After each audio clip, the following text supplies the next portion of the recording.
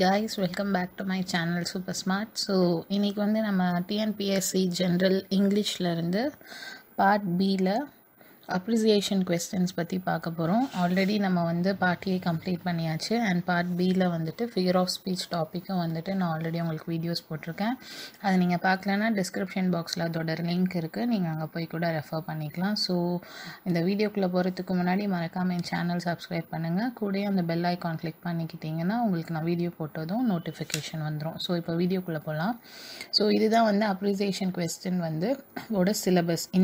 இந்த போயம்ஸ்லேருந்து மட்டும்தான் நம்மளுக்கு என்ன கேட்பாங்கன்னா அப்ரிசியேஷன் கொஸ்டின்ஸ் வந்து நம்மளுக்கு வந்து கேட்பாங்க. ஸோ இதில் வந்து நிறைய போயம்ஸ் இருக்குது. ஸோ இதுலேருந்து நம்ம இன்றைக்கி வந்து ஃபர்ஸ்ட் இருக்கிற சாம் ஆஃப் லைஃப் போயம் பற்றி மட்டும் அதுலேருந்து என்னென்ன அப்ரிசியேஷன் கொஸ்டின் கேட்பாங்கன்றதை மட்டும் நம்ம பார்க்கலாம். So psalm of life poem எழுதுனது யாருன்னா ஹென்ரி வேர்ட்ஸ்வொர்த் லாங்ஃபெல்லோ தான் வந்துட்டு இந்த சாம் ஆஃப் லைஃப் போயம் வந்து எழுதினார். ஸோ இதுலேருந்து என்னென்ன அப்ரிசியேஷன் கொஸ்டின்ஸ் வந்து கேட்பாங்க அப்படின்னு சொல்லிட்டு பார்க்கலாம். First, tell me not in mournful numbers, life is about an empty dream, for the soul is dead that slumbers, and things are not what they seem. அப்படி இந்த 4 லைன்லேருந்து என்னென்ன கொஸ்டின்ஸ் கேட்கலான்னா, இதை வந்து யார் சொல்கிறார், ஹூ இஸ் த ஸ்பீக்கர், அதாவது இந்த poem ஃபுல்லாகவே ஸ்பீக்கர் யாருன்னா நம்மளோட போயம் எழுதினவங்க தான். யார்? ஹென்ரி வேர்ட்ஸ்வொர்த் லாங்ஃபெல்லோ தான் வந்துட்டு இந்த போயமோட ஸ்பீக்கர். அடுத்து வந்துட்டு what do you mean by word mournful numbers, அதாவது இந்த வேர்டுக்கு என்ன மீனிங், இங்கே என்ன அவர் மீன் பண்ணுறாரு அப்படின்னு சொல்லி கேட்குறாங்க. ஸோ இந்த இடத்துல அவர் வந்து அந்த வார்த்தையில் என்ன மீன் பண்ணுறாருன்னா சேட் சாங் அப்படி சொல்லிட்டு ஒரு கஷ்டமான பாடலை தான் அவர் என்னன்னு சொல்கிறாருன்னா mournful numbers அப்படின்னு சொல்லிட்டு சொல்கிறார். ஆக்சுவலி இங்கே என்னென்னா அவர் என்ன சொல்கிறாங்க, லைஃப்பை வந்து ஒரு எம்டி ட்ரீம் இல்லாட்டி ஒரு சோகமான விஷயம் அப்படின்னு வந்து என்கிட்ட சொல்லாதீங்க அப்படின்றது தான் வந்துட்டு அவர் வந்து இங்கே வந்து மீன் பண்ணியிருக்காரு. நெக்ஸ்ட் பார்த்தீங்கன்னா why do some people say that life is empty dream, life வந்து எம்டி ட்ரீம்னு ஏன் சிலர் சொல்கிறாங்க அப்படின்னு சொல்லி கேட்டால், அதாவது நிறைய பேருக்கு வந்துட்டு நிறைய பிளான்ஸ் எல்லாம் இருக்கும். அதாவது மேனுக்கு வந்து நிறைய பிளான் இருக்கும். ஆனால் ஒரு தடவை அவங்க இறந்துட்டாங்கன்னா என்ன ஆகிடும், அந்த பிளான் எல்லாம் வந்துட்டு அது வந்து என்ன அந்த பிளான்லாம் நம்மளால் சக்ஸஸ் பண்ண முடியாது, அதாவது பிளான்லாம் ஸ்பாயில் ஆகிடும். ஸோ அதனால் என்ன பண்ணுறாங்க, டெத்து வந்து லைஃப்பில் ஒரு சைக்கிள்னு அது லைஃப்பில் டெத்துன்றது ஒரு பார்ட் ஆஃப் தி லைஃப் அப்படின்றத வந்து அக்செப்ட் பண்ணிக்காதவங்க தான் என்னன்னு சொல்கிறாங்கன்னா லைஃப்பை வந்து ஒரு எம்டி ட்ரீம் அப்படின்னு சொல்கிறாங்க அப்படி சொல்லிட்டு சொல்கிறாங்க.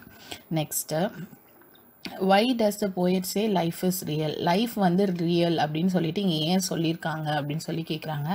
ஆக்சுவலி அவங்கன்னா லைஃப் வந்து ஒரு எம்டி ட்ரீம் கிடையாது, அதில் நிறைய நம்மளுக்கு ஜென்ன இருக்குது, நிறைய பிளான் இருக்குது, நிறையா நம்ம நிறையா வேலைகள் பார்க்குறோம், நிறைய நம்ம ஒருத்தருக்கும் நிறைய கோல்ஸ் இருக்குது, எல்லாமே இருக்குது. ஸோ லைஃப்ன்றது ஒரு எம்டி ட்ரீம் கிடையாது, அது ரொம்ப ரியலும் அது ரொம்ப சீரியஸ் அப்படின்னு சொல்லிட்டு அவர் சொல்கிறார். அதை தான் லைஃப் இஸ் ரியல் அப்படின்ற வார்த்தையில் சொல்கிறார்.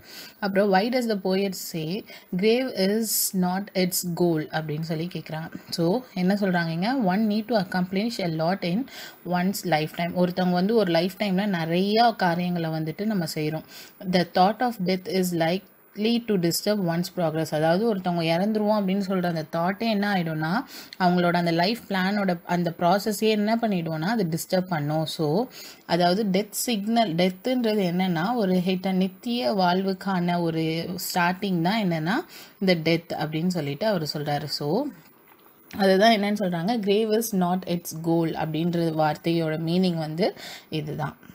அடுத்து what journey is talked about here, இங்கே சொல்கிறாங்க not enjoyment and not sorrow is our destined end or way but to act that each tomorrow find us further than today.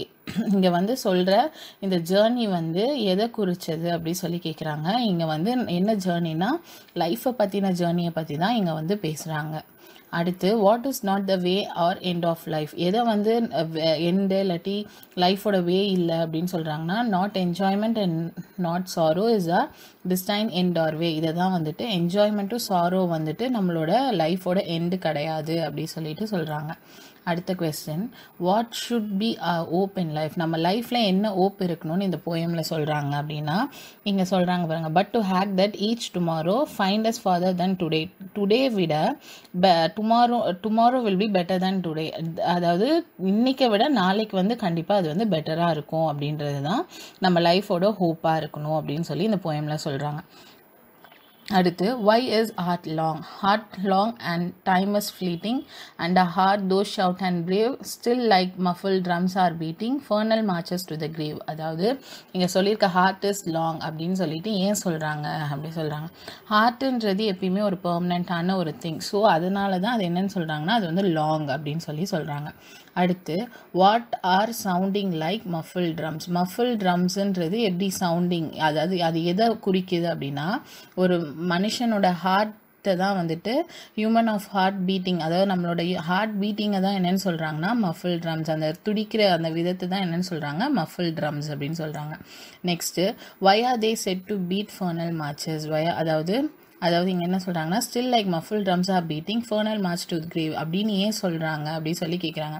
அதாவது மேன்ஸோட life span வந்து limited தான், யார் எவ்வளோ நாள் வாழ்வாங்கன்றது நமக்கே தெரியாது. ஸோ இப்போ when the heart beat stop ஆனோடனே என்ன சொல்லுவாங்க, அவங்க இறந்துட்டாங்கன்னு சொல்லுவாங்க. ஸோ அந்த போயட் என்ன சொல்கிறாங்கன்னா இந்த ஹார்ட் வந்து என்ன பண்ணுதுன்னா கிரேவுக்கு நேராக தான் அது என்னென்னா மார்ச் பண்ணிட்டு இருக்கு. அதாவது ஒருத்தனோட முடிவுக்கு நேராக தான் என்ன ஆகுது, இந்த ஹார்ட் வந்து பீட் பண்ணிகிட்டே இருக்கு. ஒன்ஸ் அந்த ஹார்ட் வந்து பீட் பண்ணுறது நிறுத்திடுச்சுன்னா அது வந்து என்ன ஆகிடும், நம்ம இறந்துட்டோம்னு அர்த்தம்.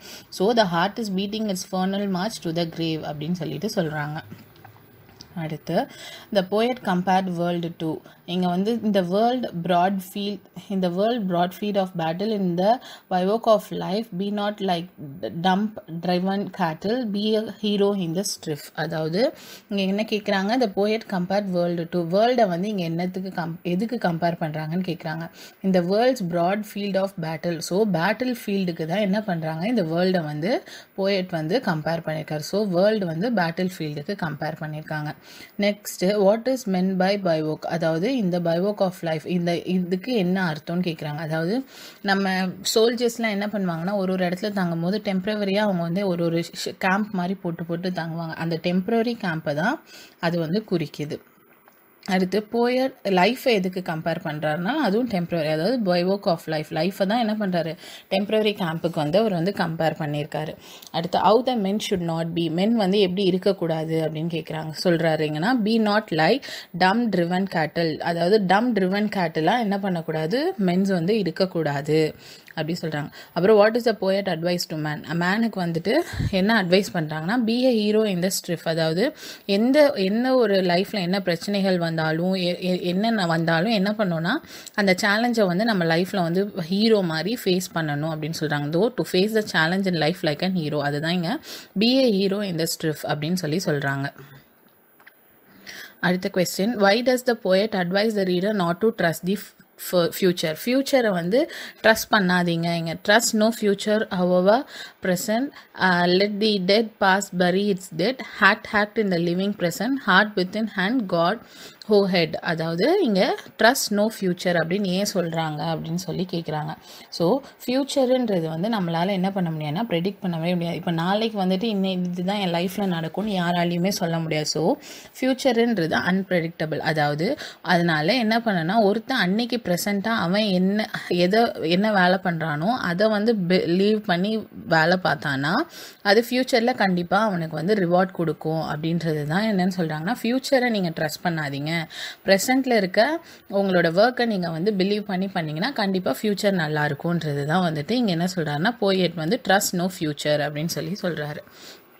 Next why does the poet mean by the word let the dead past bury its dead அப்படின்னு சொல்கிறாருன்னு கேட்குறாங்க. Though the let the dead past bury its dead அப்படின்னு அந்த போயமில் ஏன் சொல்கிறாங்கன்னு கேட்குறாங்க.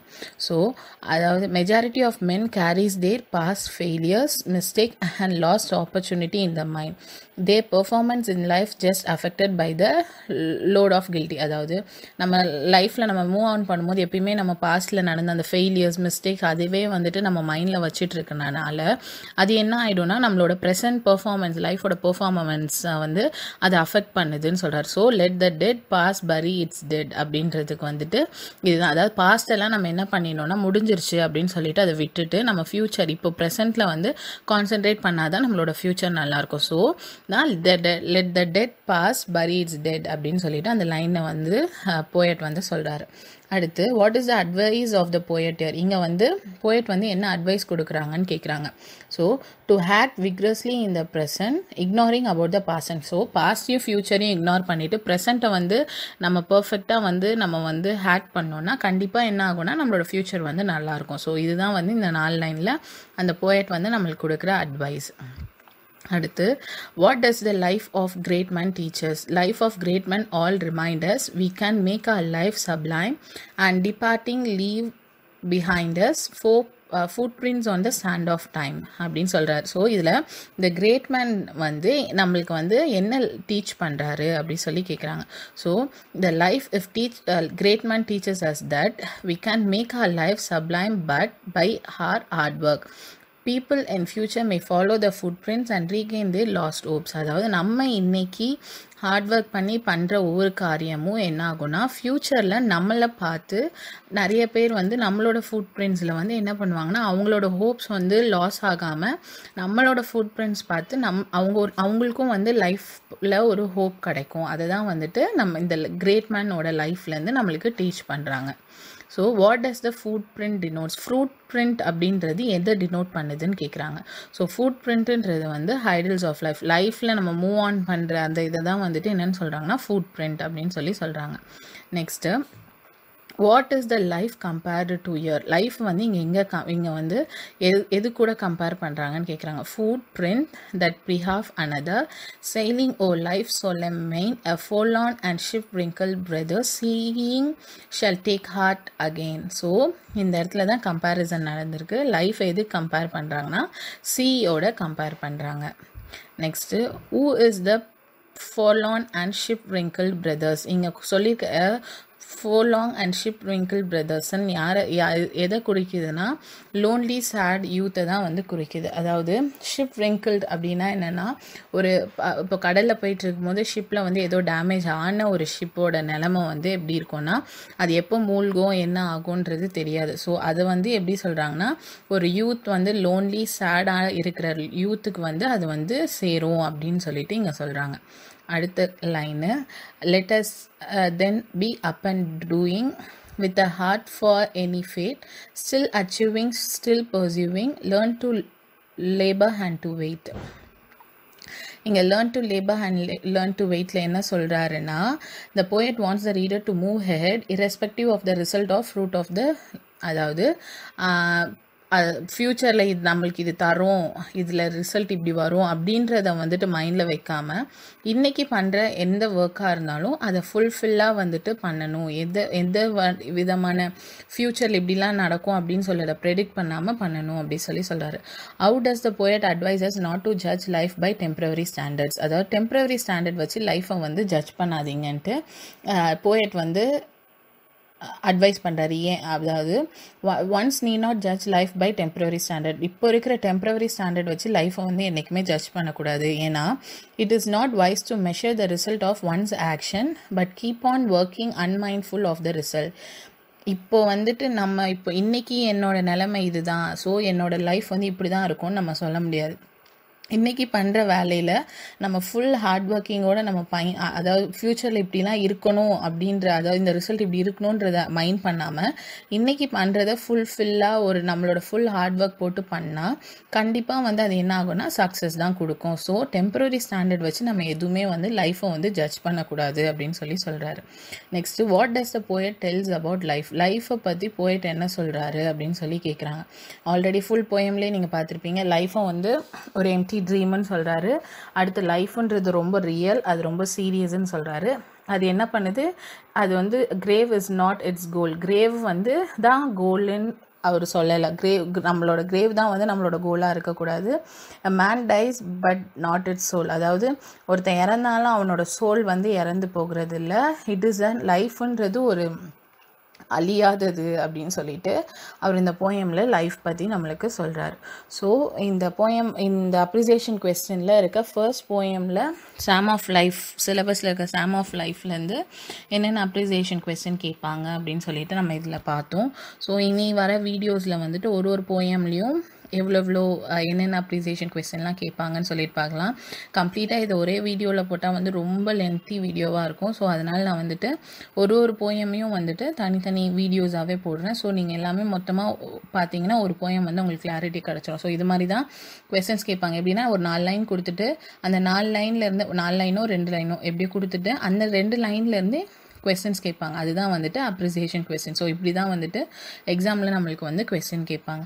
ஸோ இந்த வீடியோ வந்து உங்களுக்கு பிடிச்சிருந்தா லைக் பண்ணுங்கள், ஷேர் பண்ணுங்கள் அண்ட் சப்ஸ்கிரைப் பண்ணுங்கள். உங்களுக்கு ஏதாவது டவுட்ஸ் இல்லாட்டி ஏதாவது உங்களுக்கு ரெக்குவயர்மெண்ட்ஸ் இருந்துச்சுன்னா நீங்கள் கமெண்ட் பாக்ஸில் கீழே சொன்னீங்கன்னா நான் வந்து அதுக்கு ஏற்ற மாதிரி ரிப்ளை பண்ண முடியும். ஸோ நீங்கள் என்னை ஃபேஸ்புக், இன்ஸ்டா அண்ட் ட்விட்டர்லேயும் வந்து ஃபாலோ பண்ணலாம். தேங்க்யூ.